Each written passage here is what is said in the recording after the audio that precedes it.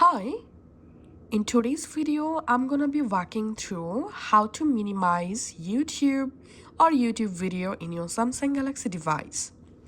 So here's I'm watching a video in my YouTube app.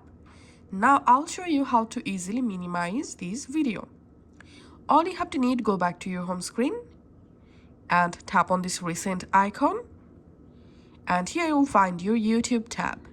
Now tap on this YouTube logo. And here tap on open in pop-up view, and then the video will be play in pop-up view just like so. Now at the same time you can watch this video and you can use other apps in your phone just like so. You can also change the pop-up video size, you can resize the video just like so.